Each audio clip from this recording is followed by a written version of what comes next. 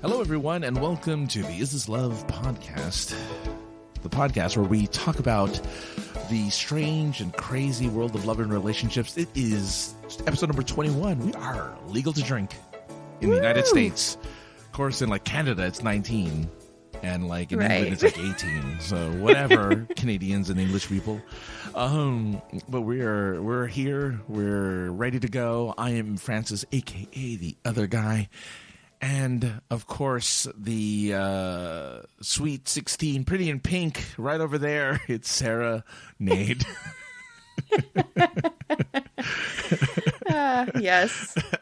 More Molly Ringwald references.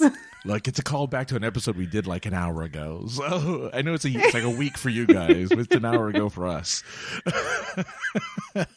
That's crazy. Time travel. Time travel. It's real. It goes by really fast.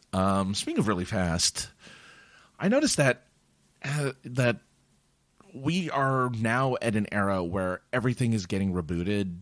That's just like weird. I just saw the recent Quantum Leap reboot. Oh, really? Are they doing that? They're doing a Quantum Leap reboot, and I'm like, God, we are really rebooting everything. So I have a question for you before we get into the show proper. But like, what are some old TV shows that you'd love to see come back? I should have prepared you. Yeah, you should have.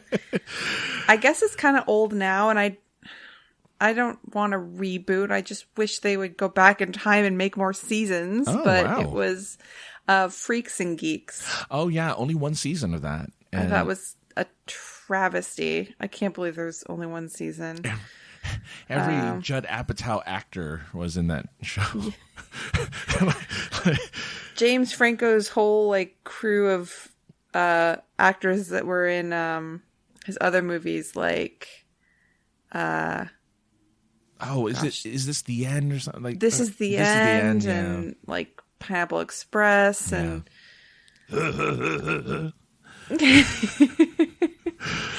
Oh, Seth yeah. Rogen. So that was such a good show. Yeah. It's not an old show. Okay, this is not what you were asking at all. But a show I really, really want to come back, and they still could do it, is Detroiters. I've never heard of this. What's Detroiters? Oh my God, it's so funny. Oh no, I think you mentioned it once to me. Actually, I remember Detroit. I remember you telling me about Detroiters because we talked about TV for a little bit. But yeah, tell us though about Detroiters. Okay, I'm pretty sure that the names are Tim Robinson and Sam Richardson. Yeah, So it's two R last names. And it's, I don't know, it's the same guys who do I Think You Should Leave, that sketch comedy show on Netflix. Yeah. But this is like a story show. And they're an ad agency in Detroit. I don't know how to describe. They're just so funny.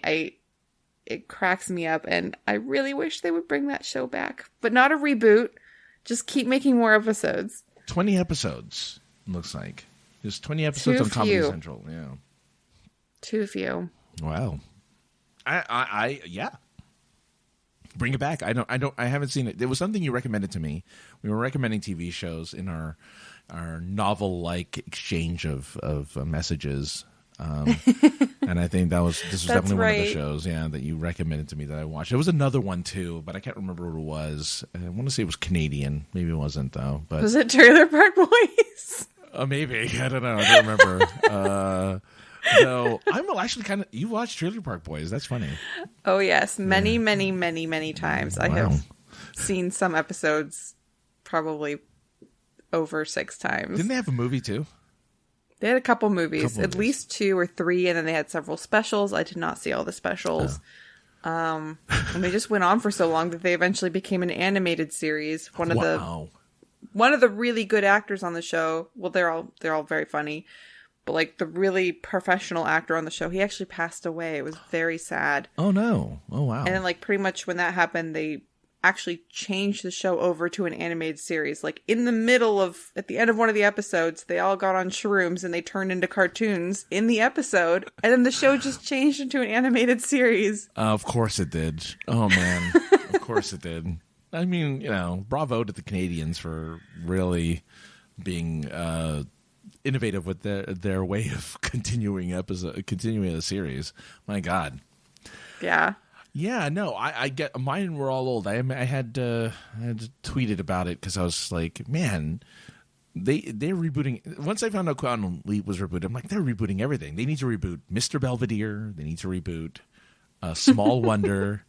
They need to reboot like Silver Spoons, Alf, like all these shows that nobody's ever heard of, actually, because I don't think anyone's heard of Out of This World, right? Where there was a girl who was an alien. Her father was an alien who talked out of a candy dish, and her mother was human, and she had the power to stop time by putting her fingers together. So she would stop time this way and start time again by putting her hands together. No one can see this except for Sarah. I just realized that. Anyway, one of her first powers was she was able to summon, I think, the Backstreet Boys or NSYNC to her house, and they sang.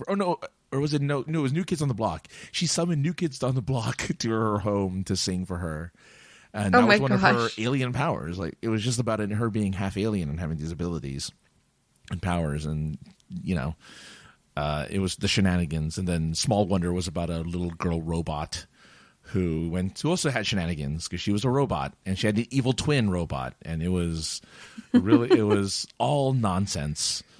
But I would love to see old kind of 80s sitcoms make a return, because I don't know, I feel like because there's nothing silly anymore on TV, right? Like, I mean, there are silly things obviously, but sitcoms, they're all kind of grounded in reality. And then there were so many of these sitcoms that weren't, like Harry and the Hendersons, where you just had like a Yeti, a Bigfoot as like as a pet. I'm like, great, do something like that. Or Elf, where you had like a little alien that ate cats, like, boom, do that.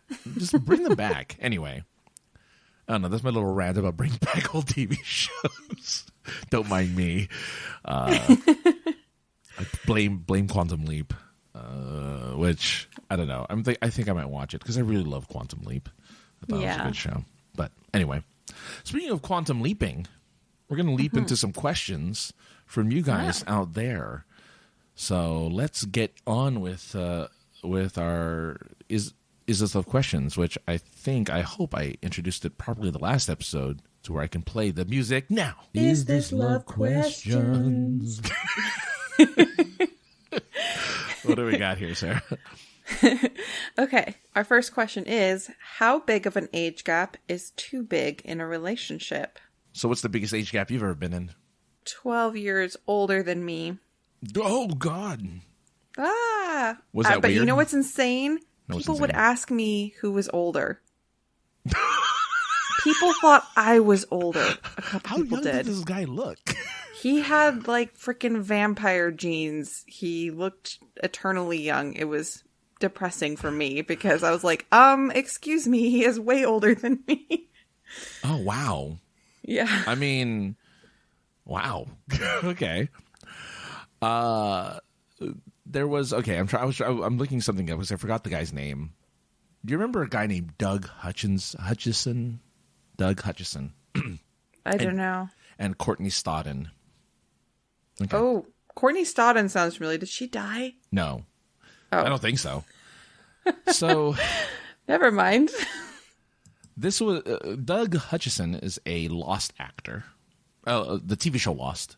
Not an actor that doesn't know where he's going. One of those lost actors. One of those lost actors just doesn't understand, doesn't know where he is. He was. This was from like a decade ago. He was 51 years old. His girlfriend, 16-year-old. I'm sorry, wife. Oh, 16-year-old Courtney Stodden.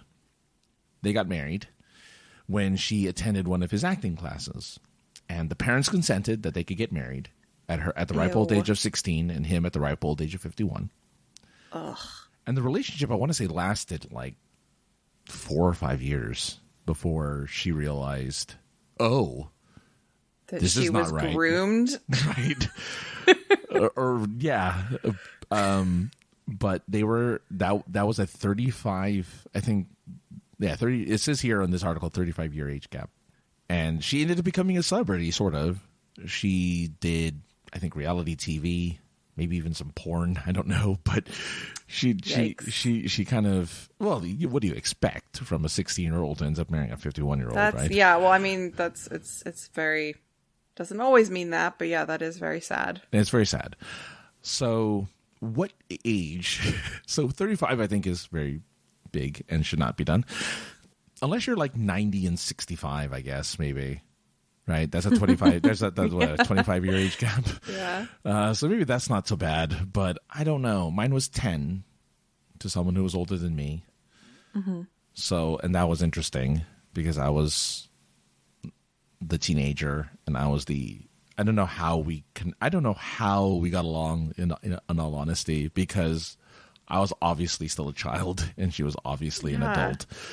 But I mean, it was 2 years. I think the relationship lasted 2 years. So, I mean, we somehow made it work. I don't know why. I don't know how, but we did. So, yeah. How old would you go at your current age now? At the ripe old age of 25 that you are now? I don't know. I don't know. I probably wouldn't do more than like 15 years difference. I think.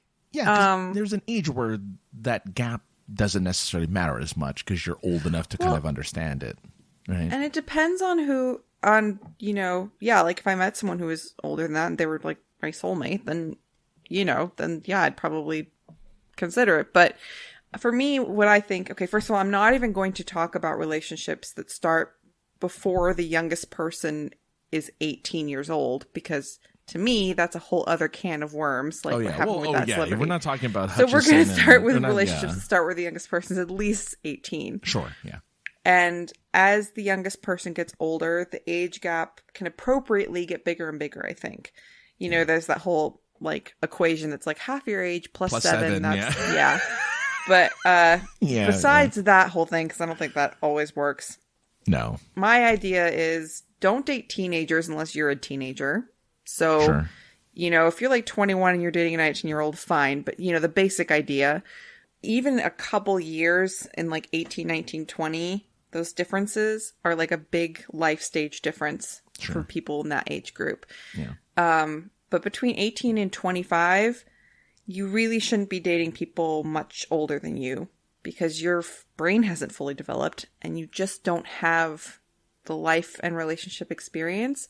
People who are 15, 20 years older dating in that little age group there, sometimes it works and it's fine, it's healthy, but a lot of times they're looking for someone who is easily manipulatable, like. Well, yeah. Well, I think it's sometimes I feel like people in their early 20s who find someone older, I think it's a mutual taking advantage of each other, because usually someone who's older is established, has money, has a stable career, right? And the younger woman can technically, I mean, look, I'm not saying this is typical, but from what I've seen, and this is all anecdotal, but like there is a mutual kind of parasitic relationship when it comes to that. He gets to take advantage of her youth and she gets to take advantage of his money. So I don't know. I mean, that's like sometimes that might happen, but I can't tell you of how many times I've heard of younger women exiting relationships that they started really young with an older guy and they're like, he manipulated me so bad for these years we were together. I didn't know any better. Right. I realize now he picked me out because I didn't know any better, and he could do things that I wouldn't know were not right, and that I didn't like. He made it sound like it wasn't okay for me to have boundaries. Right. And like that happens a lot. And I'm not saying there aren't situations where younger people take advantage of older people or where their relationships actually are healthy.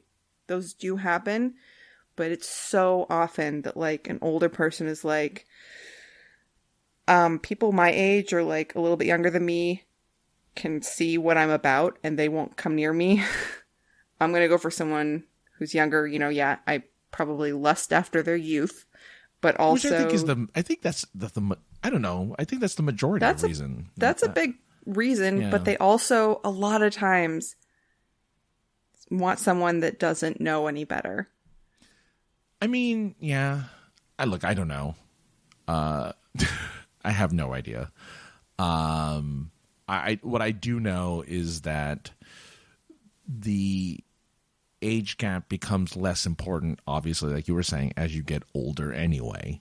So the 30-year-old who goes out with the 50-year-old, that's not as big a deal. Not at all. I mean, a lot of celebrities do that. Look at I'm sorry, I feel terrible for invoking Leonardo DiCaprio's name, but look at Leonardo DiCaprio, right?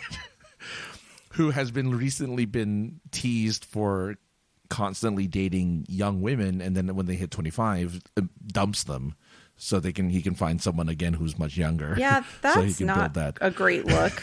I gotta say, that's really not. He's getting mocked for it to 100%. Yeah, yeah. It's as probably he deserves. But once you get like past 25, I think the age gap becomes. I still think if you're like 50 and you're going after 25-year-olds, you're still at a very different life stage. Well, yeah. And very different maturity. You are going to want different things. Not at the beginning when you're full of butterflies, but then when things get real. I've known of a 30-year age gap, but they got together when the youngest person was older than like 20, Right. So sure. it was able to work. I just think those earlier years, like 18 to 25, just don't go for a big age gap. It's just not a good idea. I think age gap really only works if you're not looking for a relationship. Age gap is perfect. I'm not going to say it's perfectly fine, but it seems to be more acceptable if it's just hooking up, right? If you're the older gentleman who's looking for a young lady and you're not expecting something long-term, that seems to be more societally acceptable to be like, oh, I'm 50, you're 25. We're not going to be here together forever. We're just here to, you're my arm candy, and we get to fool around a little bit, and then we move on with life, which I think is kind of, yeah. In that situation, I would think the younger person would be wanting to get something out of it. Like, are you going to like pay for my trips to places? And sure. Yeah, like that's like a sugar baby, sugar daddy thing, which works for some people. Yeah, I think that's a situation where they mutually agree that it's a give and take, right? Yeah, and it's not like a real relationship. No, it's just like, yeah, we're each giving something. I'm giving my young hot body, and you're giving your money and like resources that I can have a fun life while I'm able to leverage my assets. Yeah, I mean, I think of celebrities. I think of musicians specifically. Musicians, what was it? Oh my God, I can't remember. One celebrity I can think of, Patrick Stewart, for instance. Right, he married someone. He was 70 when he married like his 40 or maybe 35-year-old bride. So there was like a 40-year gap, 35-year gap between the two of them. I mean, as far as I know, they're still married, even though it's been like 5 years or something. But like, oh no, maybe even more than that by now. But yeah, like celebrities, I feel like it's a whole other world. It's a whole other world. It is, and some people, what they're getting from that hookup or that relationship is just that they got to be with a really famous person. Yeah. Sometimes that's all they want. Sometimes. And they feign love, and they feign that they're really into the other person so they can keep that kind of celebrity status. Well, and I think like once you're 30, go as big an age gap as you want. Like you're fully developed up here. You've had time to like figure things out about relationships. If you want to date a 90-year-old, go for it. I mean, Hugh Hefner was a thing. Yeah, he was. And he dated a lot of young 30-year-olds, or married actually even a bunch of people who are in their 30s, even in their 20s or whatever. But he's, again, he's kind of a symbol and of he could provide a certain lifestyle that I'm sure they very much appreciated. Oh, 100%. Yeah. Yeah. So what we're really trying to say is men, if you're wealthy, date you really young. No. That's what you're saying. Oh, I'm saying you can, if you want to do a sugar baby, sugar daddy relationship, make sure everyone is on board and you're not being a weird like manipulator. Mm-hmm. But if you want to date someone younger and you're like over 30 or 35, go like over 25, Yeah. Go to late 20s, early 30s. Now, I have a question for you. because I know that there's still a double standard when it comes to this. But let's say it's a 60-year-old woman with like a 25-year-old man. Like, that is oftentimes that is viewed differently versus the other way around. Like, if this Courtney Stodden thing where it was 51-year-old woman and a 16-year-old boy, well, no, I guess that would still be frowned upon. But I do feel though that there is still that where a cougar is less shunned, or at least finger wagged for manipulating and taking advantage of young men. It's less that she's seen as like a creep and more of like she's maybe made fun of. No, I don't think she's made fun of at all. I think she's empowered, really, because I think people celebrate that. Maybe. I think I hear a lot of people like joking about those kinds of things. And yeah, the cougar cub thing is like a big laugh. Maybe, because I think of Demi Moore, right? Demi Moore and Ashton Kutcher. Yeah, but that was kind of like a spectacle, you know? Yeah, I guess so. Like, it was good for them for, you know, what was he like? He was like 20, 20s, late 20s. And she was like 50. So, you know, but it was a spectacle. Yeah. I think it's not to say that there aren't relationships where one person's older and one person's younger and they don't work.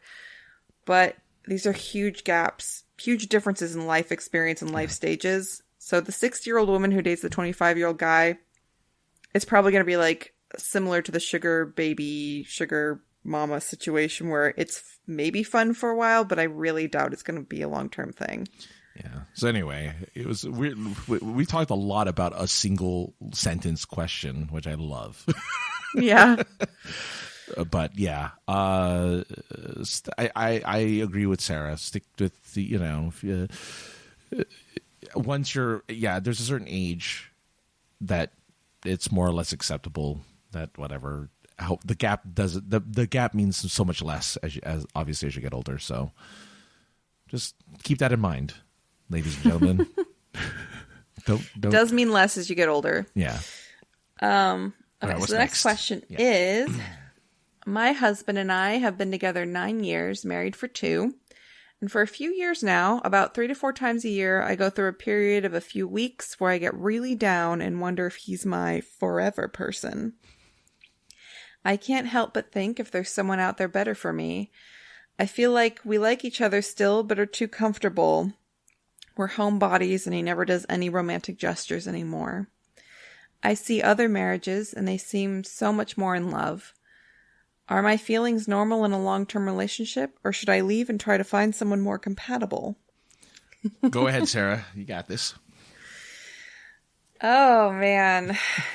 Well, I certainly am not going to say that it's, you know, there aren't situations where people marry someone and they're really just not that compatible. It definitely happens, you know. But also, I think in long-term relationships, you get to points where you wonder that. Even if you guys are great, you just get to points where you're not like happy with each other. It happens. And if you're too comfortable, then don't just rely on your partner to fix that. You can try things. You can do the romantic gestures yourself. You can talk to them about wanting more romance in the relationship. You can initiate dates. You can't just expect to be courted for the rest of your life without any, you know, work on your part to make things like spicy. So I think that this sounds to me like they're just sort of in a rut, but she's not really doing much to fix it herself either. So I'm not sure it is an incompatibility thing. Yeah. I think maybe hasn't tried much to like work on it. It sounds like to me.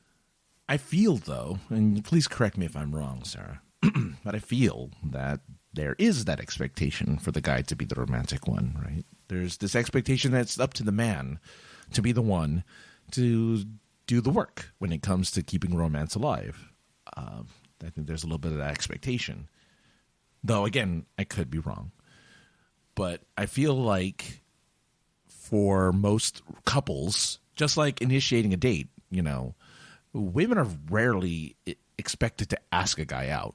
As a matter of fact, that question comes up a lot on like Twitter and stuff. Like, should I, as a woman, should I feel comfortable asking a guy out? And the usual response is guys are saying, yes, please, because we don't know if you're interested. We don't get subtle hints. We don't get winks and nods. We don't get that stuff. We don't know whether or not you like us.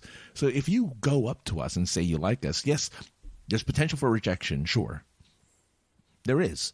But guys are so excited usually when a girl asks a guy out because that's so rare and so out of the blue, because again, the expectation is still the guy's got to do it. The guy's got to be the one to risk it every single time.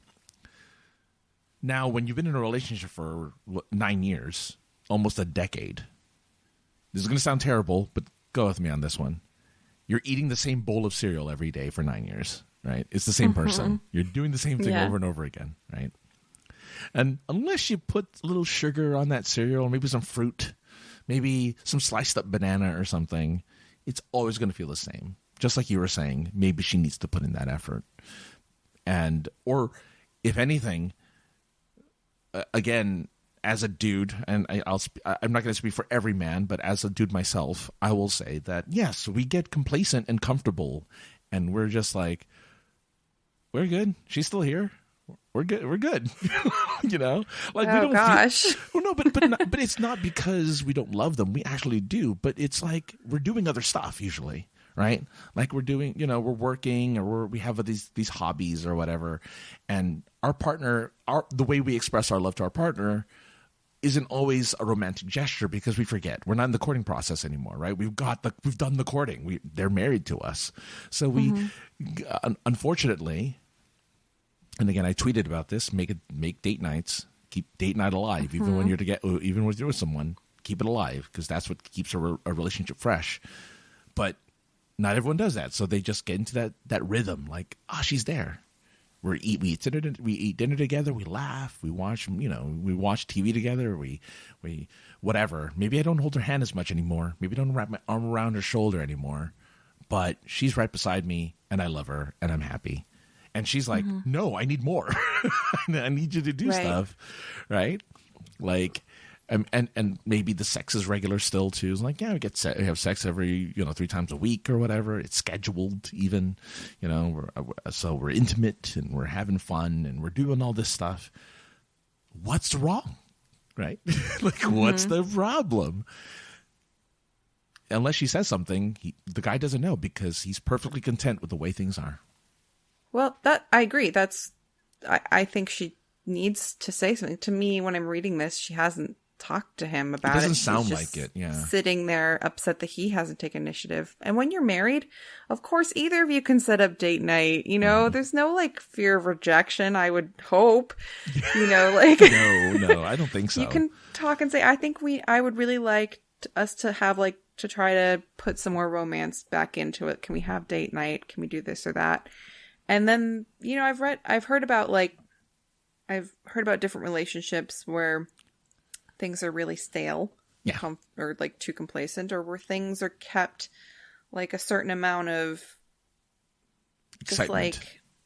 like love showing is like kept in it. And for those, it seems like when I've heard of people describe these kinds of relationships, it does kind of tend to fall in like certain gestures tend to fall to certain genders, but I'm sure it's totally interchangeable for different relationships. But like, sure. A lot of times in these relationships, it sounds like the guys make an effort to like buy flowers every once in a while. And the women tend to make an effort to ask him how his day was every day. And like, give him a big kiss before he leaves, whenever he leaves the house. And tell him how much she appreciates him. And maybe he writes little notes and like, every once in a while.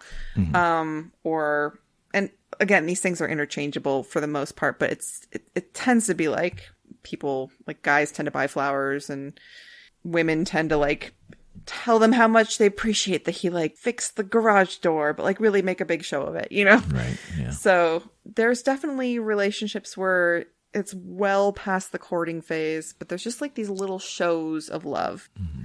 And it's probably tricky to bring those back in, but you have to start with a conversation. Yeah. You can't just hope it magically manifests and, be upset when it doesn't.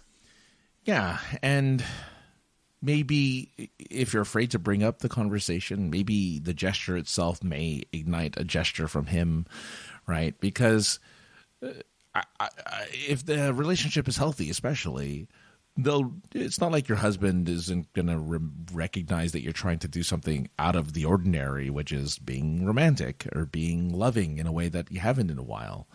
And they'll want to. I'm pretty sure if he's a good husband, he'll want to reciprocate and do something, as a thank you for you showing that love and appreciation, or whatever you do. Like maybe you stick your tongue in his mouth or something. Who knows?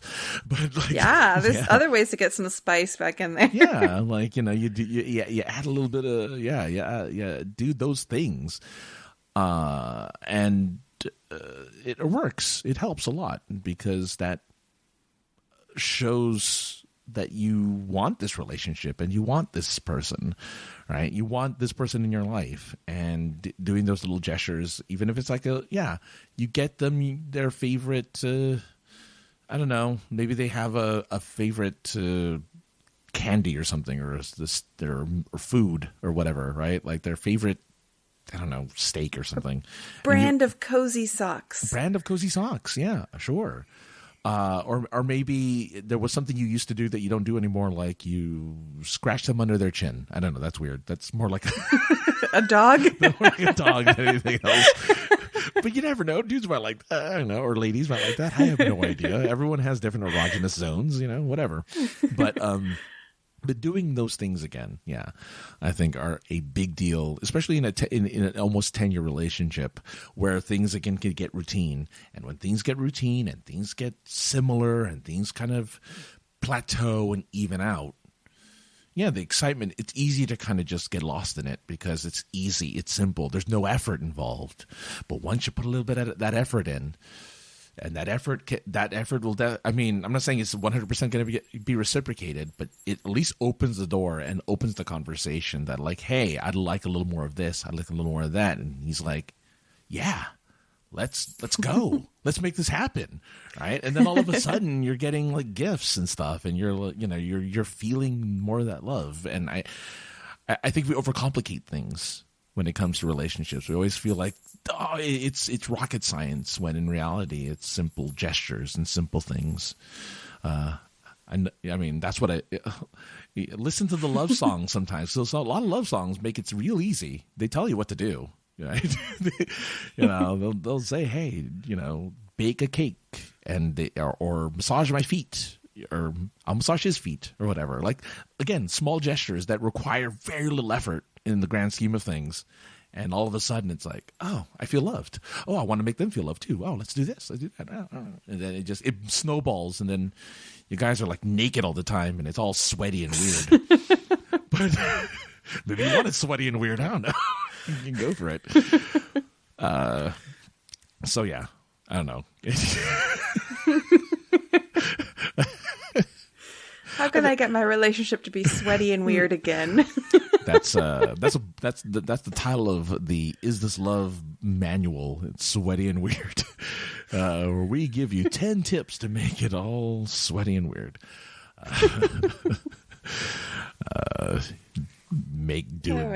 Do sexy stuff in the summer. There, done. All right. Well, thanks for that, and thanks everyone who continuously helps us ask questions, and hopefully you like our answers. Hopefully. Now we get into our favorite corner. We have a nice little corner over here. It's comfy. It's cozy. It's to the right. It's to the left. Well, it's to the right of a cow. It's to the left of a coast. And here we are on Right Cow Left Coast Corner. Now, before we get started, he has a couple of questions for us, of course. But good sir, we do love and appreciate everything that you share with us. You have Right Cow has been kind enough to be rather open and honest with us, which is a rarity nowadays to find in people. So many people like to kind of sneak away and hide stuff, and oftentimes maybe even fib, but I think here there's a lot of raw emotion. And for you, right, Califcos, I'm happy that you write to us because I think we're there for you, that we're here to support you, and we know that you're going through some very turbulent times, as people may recall from previous episodes, knowing what happened with Right Cow Lefkos. So there's a lot going on, and there's a lot of feelings just stirring up, and a lot of emotions. And again, despite all that, continues to ask us questions. But know that we're both Sarah and I, even though Sarah knows you less than I do. I mean, I know you well, but Sarah doesn't really know you because you haven't met her yet. But it sounds like you will at some point because you wanted to do a panel at WonderCon. WonderCon. Yeah, so I guess at some point you may meet her. But yeah, I think that anyone in your situation would have a difficult time kind of coping with the emotions that we have when we lose someone. And so I know people are listening right now who may have lost someone understand it completely, that we go through a turbulent, through a lot of emotions, and luckily we're here for each other, and we're here for you. You have a corner. So yeah. But he does have some questions for us, which we always appreciate. What are some of those questions that he has for us? First one is, what does your favorite food say about you, your compatibility with a potential boyfriend, girlfriend, or partner? I don't know. It's funny because... for instance, I hate pickles, right? Like I hate pickles in general. Yeah. And I dated someone who loved pickles. And so whenever we got burgers or something and I neglected to say no pickles, they would get extra pickles thanks to me. So yeah. That's true. It could be compatible that way. Like the things you don't like, if they like it, they get extra. And as I learn more and more that I am the weird one for disliking a lot of the foods that I dislike, and more people like the kind of foods that I don't like. So,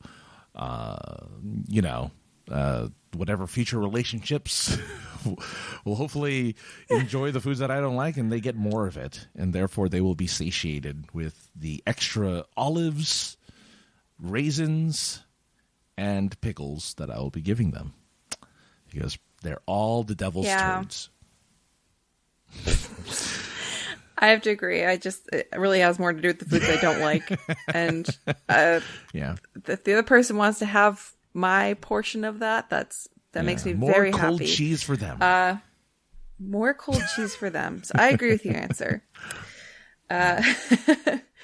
Okay, next question is, on seeking a partner and being rejected, did you see that episode about Boomhauer's strategy on dating? What would you suggest as a good strategy for Anthony? Oh, interesting. Our other big question asker.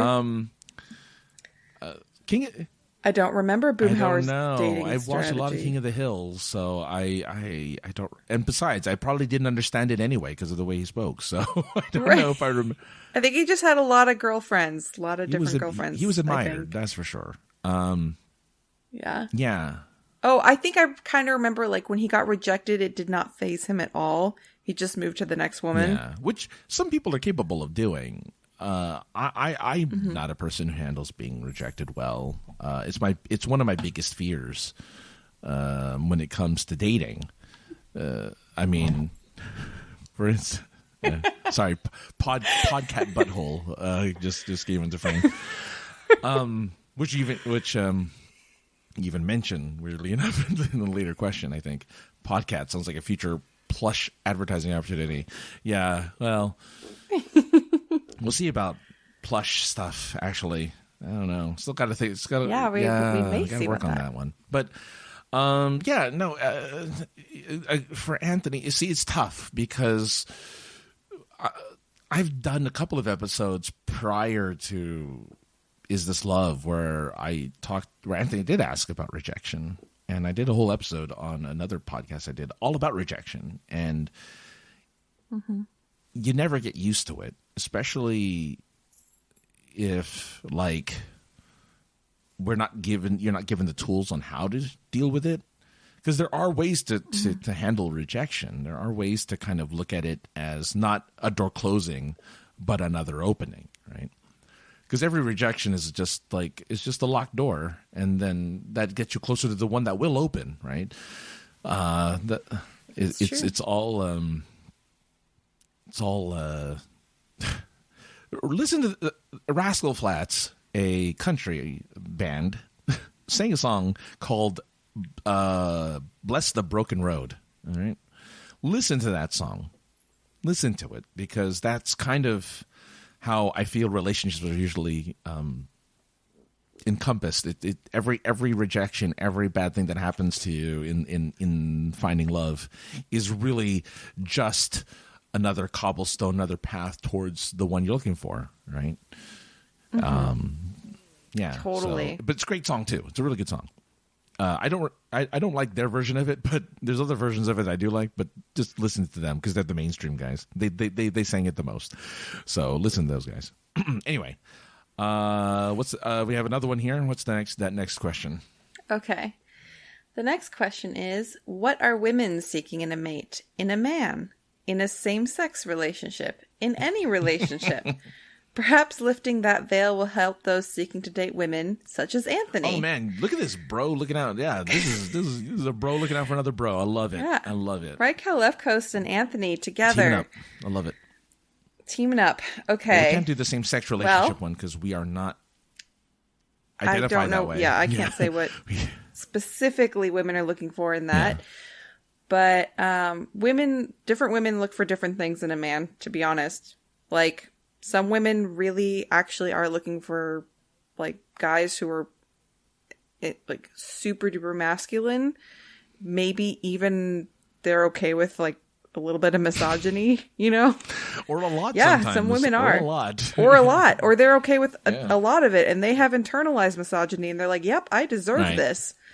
I mean, who are we to say what makes people happy? Yeah, I mean, it makes some people at least think that they're happy. Some women just go off of like a super superficial laundry list, They're like, I want him to be 6'2". I want him to make 7 figures. I want him to be 7. Jesus, charming. 7. Oh my God. Some women, yeah. Some women can, have a pretty high standard.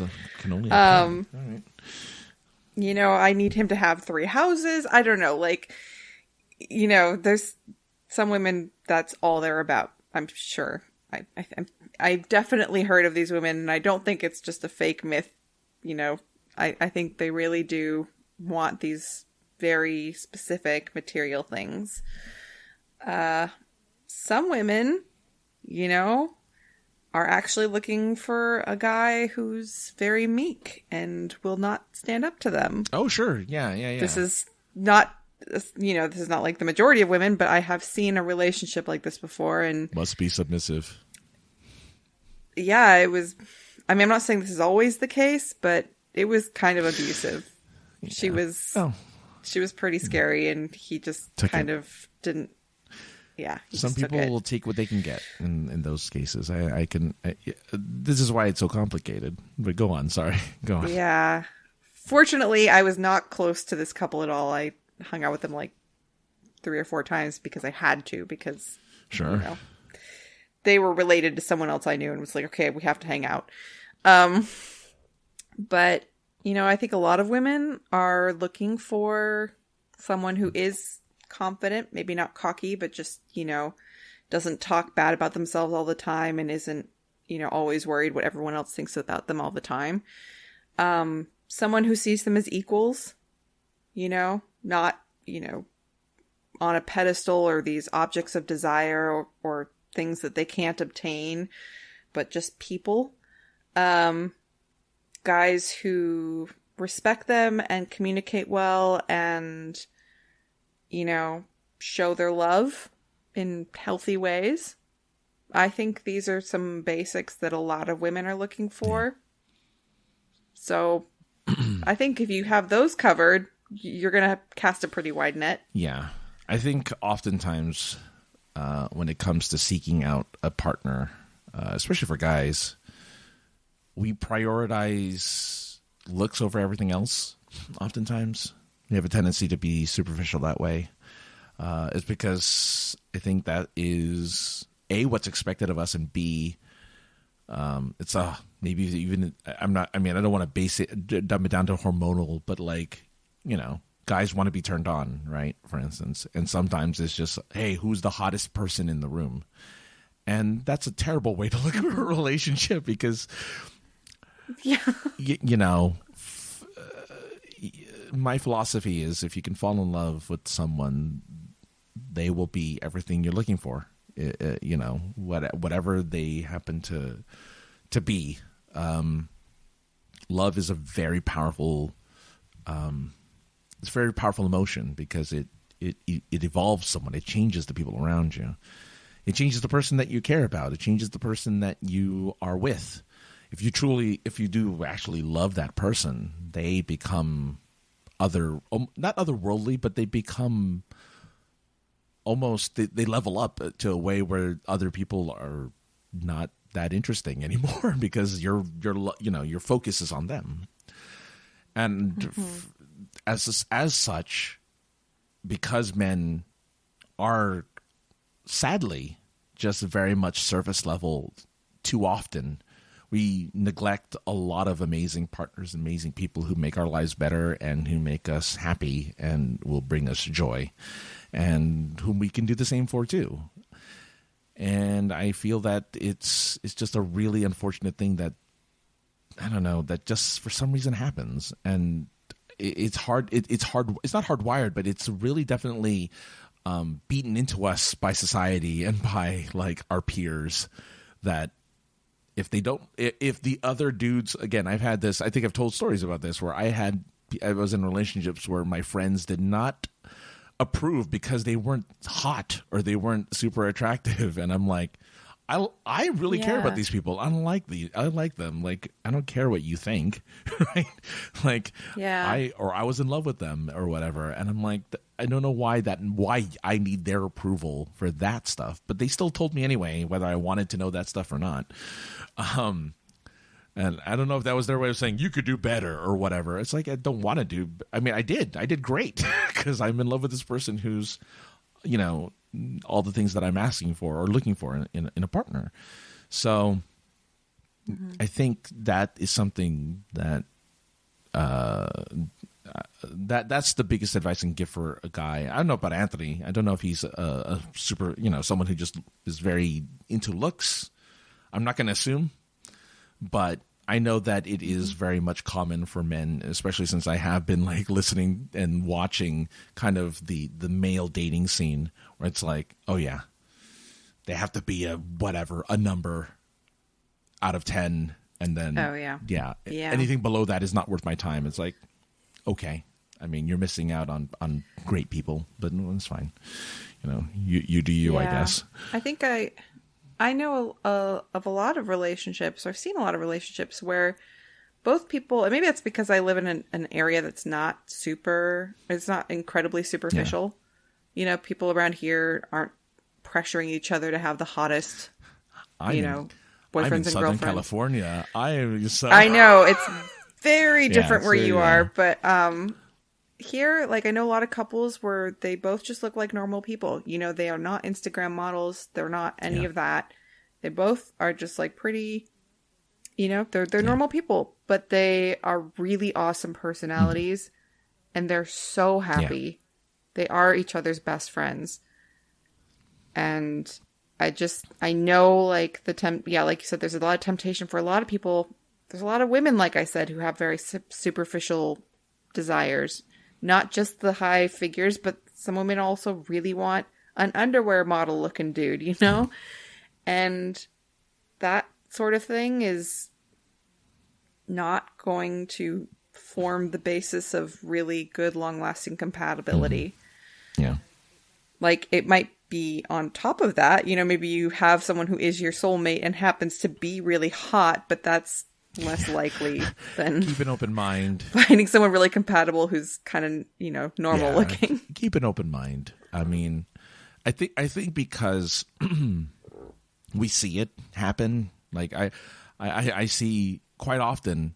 I think this is why guys get into their heads, because I see quite often kind of regular or even unattractive men with really attractive women, and they see, you know, or they're married and they're in a relationship, and guys are like, well, I can do that.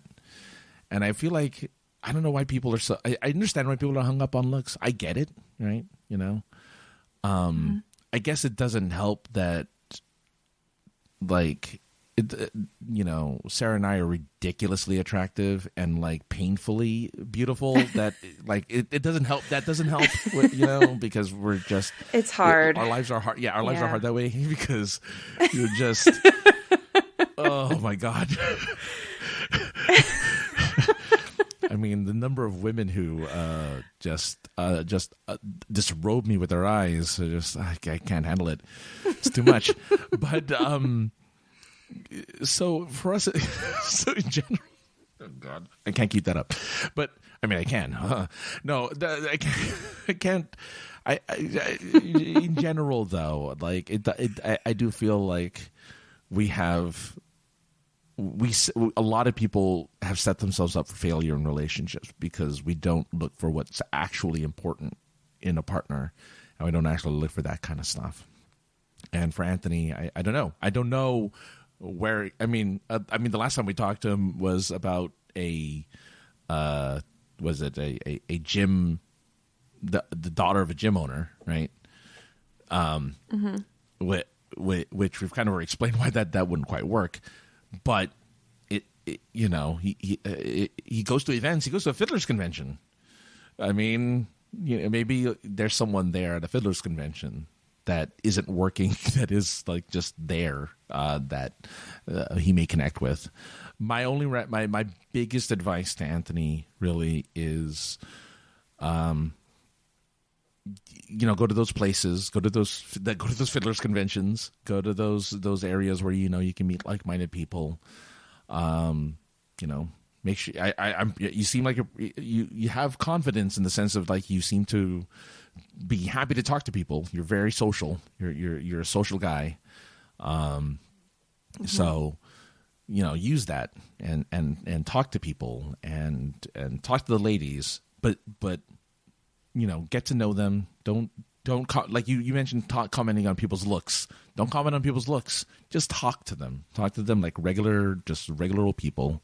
That's the best advice I think I can give.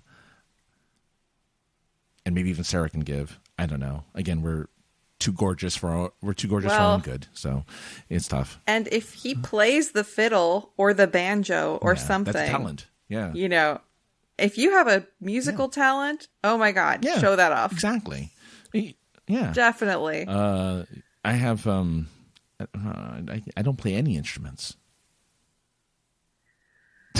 My gosh, I mean that is a good. I mean, look at musicians; they do very well for themselves when it comes to the dating world. You pick up an instrument, you get good at that, you start wowing people. I'm gonna have to pick up the harmonica or something. I don't know. Well, I don't know what's a good instrument. There's a lot of good choices. But something about music is like the language of passion. It seems that would like. Get you? Is that would get you, Sarah, as a musician? Would a musician impress you? Let's say a musician was interested in you, and they're like, "I will play my instrument for you," and they play whatever the instrument is, the accordion. If someone, okay, well. Maybe. I mean, I don't know. I've never heard of an accordion, you know, performance that just blew me away, but it could happen. I don't know, like a musical talent, I think is very there is like some sort of passion or like sort of like we're like innately attracted to that, you know, like as people, like we want to come closer to the music. We want to like hear more of it. And I don't think that'll make up for a a bad personality or like troubling habits, such as like, you know, some sort of addiction that's going to hurt the people around you. But I think it could definitely get people interested in you. Sarah. And then hopefully, God, hopefully you have, I'm just saying, like, if you have like a bunch of stuff that would make you a tumultuous partner, being a good musician is not going to fix that. But it could get people to want to introduce themselves to you for sure. Usually having some type of, having a talent. And again, don't forget, confidence, self-esteem, and just carrying yourself with that confidence helps a lot. That's some of the biggest. I think no matter what you're into and what your thing is, being able to approach another person of whom you're interested in, no matter what, you know, who you're interested in, just having that confidence is, I think, a big, you know, it tells a lot about you as a person, and B, I think that's attractive to anyone of the opposite sex, be it male or female. If a woman of confidence came up to me, I find that, and asks me out on a date, that's hot. I love it. I would say, I don't care. I'd be like, yes, because that's so amazing. I would love that if someone did that. I mean, somebody did. I had a story. I mean, there's a story. I mean, somebody did that to me, and I was like all over it. I was so happy. Like that was like the best. Aww. So, you know, so ladies and gentlemen, go up to someone you're interested in with some confidence. Fear not rejection, but speak your mind, and thus shall thine get mine booty or something. Anyway, you'll have your level of success, at least in getting to know somebody and befriending them, at the very least, again, goes up exponentially if you have that confidence. So be confident. Confidence is key. I think that's the number one in dating is confidence. You can't go in there with your tail between your legs. You got to go in there with your head held high. Male or woman, man or woman, whatever. Well, whatever. Yeah, just get that confidence up there. Anyway, all right. That's well. Let's see. Do we have time? Yeah, we have a little bit of time. Okay, we have a couple. We always, as always, I make Sarah do the hard part and pick an article she wants to talk about. Well. How about? Oh.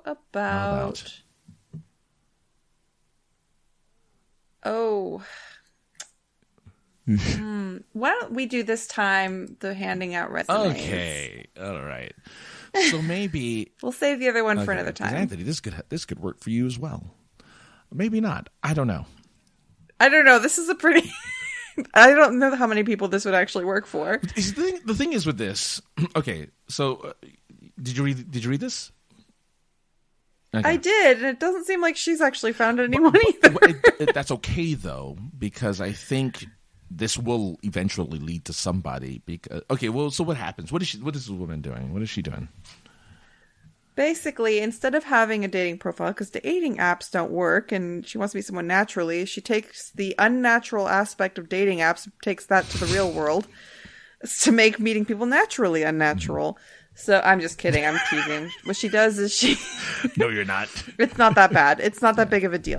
I'm not a little bit, but it's not that big of a deal. She basically handwrites her dating profile, her dating app profile onto a piece of paper and photocopies it and then hands that to a guy she's interested in. And she calls it her dating resume. First off. So she's just handing her profile out. Yeah. Well, first off, she's funny. Something I'll never do again. Date Zac Efron. That's hilarious. That's funny. Because she didn't. That one is. Yeah, I do like that. She didn't really do that. Right. She says, dating me is like riding your favorite sea lion down the ocean on a summer day. Okay. Now, I don't know if that's really her thing. I don't know if that's really her resume. The way that certain stuff is blurred out, I'm assuming it's her actual resume that she's passing out. Look, it forces her to talk to people in person, right? Like it forces her to have to see someone face to face. The gimmick is you get a little cute card, whatever. screw the card. The card is actually not important. The important part is she's doing what we talked about in the last segment, which is she's approaching people with confidence, because you can't just go up to somebody with confidence. Because you're not just going to hand it to anyone. You're going to hand it to someone you find attractive, and you're going to be like, hey, here you go. But I don't know. I think it's great. It's certainly unique. Honestly, I think I think it's mostly a TikTok gimmick, but I think it's cute. And I think, I honestly, I think she probably has confidence to do it because she's like, this is for my channel and this is like to entertain people. I don't see a lot of people doing this in real life, like seriously, but it's an interesting idea. I'll give her that. What it does do, and I hope people do mimic it, is it makes you interact with people in the real world, which I think is the missing element in the current dating scene. I would, like a lot of people, feel, and I know Sarah's again is the opposite of this, but I think dating apps are for me, obviously for guys it doesn't work as well. And I feel like this is a great alternative to put yourself out there, to be unique and different, even though you are copying someone's TikTok. But it gives you a chance to gauge someone immediately, and maybe they're already taken, maybe they're whatever. That's the risk we all take anyway in the real world when we ask someone out. Maybe they're already in a relationship, maybe they're married, maybe they're whatever, right? Like we take those risks, but it's a small risk to kind of gain knowledge, because what she's doing is she's learning, even if it's just a gimmick. She's learning something from this, because every interaction she has with a guy one-ups her game. She levels up a little bit by saying, oh, okay, well, this worked and this didn't. Oh, this person found funny and this person didn't. Oh, this joke that I put on my card worked, but this joke didn't. I think totally, 100%, this would be a good deal. What do you think? Well, and it is a TikTok thing, but sometimes TikTok trends catch on. So maybe this will be a thing, and people will hand each other little cards with a little bio about themselves. Yeah. I think it is cute. I hope she does find success. It sounds like she hasn't found her guy yet, but it seems to be doing well I think it's a cute idea, and she's doing well for her channel. So that's good. That's positive. And she feels the same as you. She does not like the dating apps. So this is another way to do it. It's, again, it's not for everyone. I mean, I understand that that's kind of the way to go, because that's the current mode of dating, but it doesn't have to be. So I'm glad that there's some options, and I'm glad that this creative little thing, as jokey as it is out there, because someone else will be like, I can one-up this and do something even more creative and more fun. And you never know. It might get you that date. It might get you that, whatever. Yeah. Yeah. And you don't have to worry about whether or not they'll swipe left or right. You'll know immediately. You'll know right off the bat. Yeah. Saves you a lot of time. And she is funny. I mean, you can tell she's a bit of a comedian. Yeah. Like, this is definitely, it's like, oh, look at this great idea for dating, but it's also like, I'm pretty funny. I'm a pretty funny person, and when I give this to people, they'll know I'm a funny person, and some people are attracted to that. So she's letting them know her personality just by doing this in the first place. Plus, her little bio about her personality is funny, which is rare. Women usually don't have to be the joke teller, right? Like very, very rarely do women in their profiles tell a joke. Usually, these are my kind of what I'm looking for. At least when I was doing it, I found very few women actually saying something funny in their dating profile. This girl here is like, what are my hobbies? Eating bagels, making bagels, my simple pleasures, bagels with cream cheese. Like it's so dumb. It's silly, but it's like, it is. But silly. if somebody gave me that, like if this person I guess she gives her first name out, Emily. If this woman just came up to me with that card, and I'd be like, I too like bagels, and if anything, it starts a conversation. I wouldn't know, I'm not saying it's like, oh, well, there you go, soulmate. But I'm like, hey, it at least starts the conversation. So I think that's what I like. When she sings, she sounds exactly like Aretha Franklin, apparently. So like, yeah. See, she's definitely like a humor content creator. So she's definitely got to find a guy who can appreciate a woman with a sense of humor. Yeah. And this is how you do it. I think so too. I think it's a great idea. So, Anthony, make a card. Why not? It could be fun. Yeah. But anyway, there you go. All right. Whew. A lot. It's been a lot. This whole doing 2 episodes in a row that nobody witnessed except for Sarah and I. It's different from doing an episode and a bonus episode, because bonus episode's short. This is 2 hours of us talking, and it's surprisingly difficult. I mean, it wasn't difficult, but it's a lot. It's just a lot. Yeah, episodes. It's just trying to. Yeah. Anyway, look, if you liked what we did and like to hear what happened behind the scenes, well, listen to other episodes, because we talk about stuff all the time. If you want to hear about tea, I talk about tea with Sarah for like a whole 10 to 15 minutes about tea. That's not a bonus episode. That's just a regular episode. Just go 2 episodes ago. That's what I did. I did that out loud. But there you go. If you want to send in your questions, or maybe even send in your ideas of what you can do to date in the real world, like this Emily girl did, write in. Is this lovepod@gmail.com? Is this lovepod on Instagram, Twitter, Facebook? You'll notice that there's some beautiful shots of scenery and question samples from our episodes that are posted on the Instagram. That's all thanks to Sarah and her photological skills. I don't think that's right. I don't think that's the right word. Photological. I don't think that's the right word, but I'm taking it as a word. The photological skills. Well, thank you very much. Yeah. So if you want to see something nice and get your mind thinking about that question and wondering what our answers are, go check it out on the Instagram. It's good stuff. It's a good read and a good listen. And please, as always, if you like the show at all, the biggest thing we can ask, the one thing that we can request from you, it's not money, even though for $1 you get to hear, $1 a month actually, you get to hear bonus episodes where we talk about silly things. like vabbing. If you want to hear us talk about vabbing, you can hear about that on our bonus episodes on the patreon.com/AKA the other guy if you're interested in that. But most importantly, go to your podcatcher of choice and rate the show. Once you rate it, people will be like, oh, 5 stars. I gotta know why is the show getting 5 stars? I gotta listen.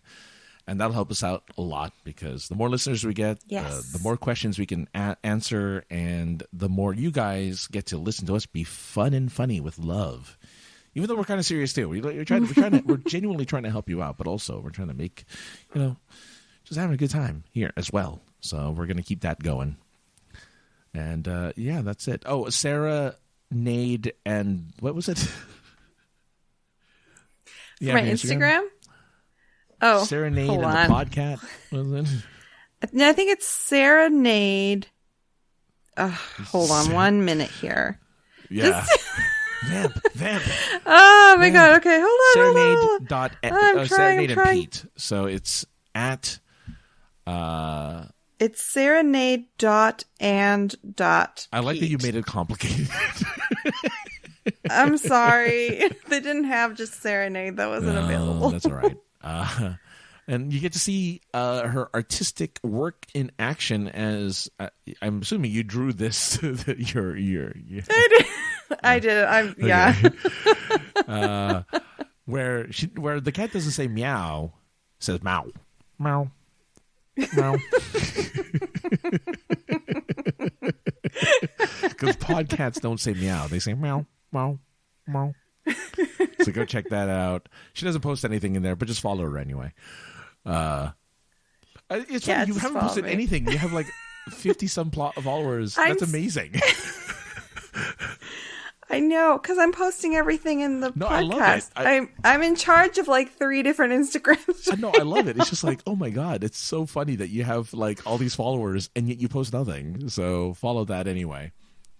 I should probably post something. Nah, you don't have to post anything. That's the best part. Like, I'm posting everything in the podcast when that's where my energy is going. Is this Love Pod in Instagram? All right. Thanks everyone for listening. You guys are awesome. We'll talk to you all next week with a brand new episode, brand new questions, brand new bits of love as we get into the Halloween season. Oh my God, we're in Halloween season by the time you hear this. Oh, spooky. Oh, well. We'll talk about what to do when your ghost wants to date you. Oh, why ghost? Ooh, vampire, blood sucking. All right. Anyway, thanks everyone for listening. Vampire romance. Oh boy. So until next time, don't forget to love yourself and suck some blood. From there, never mind. Bye, everyone. You thought I was going to say it. I was not.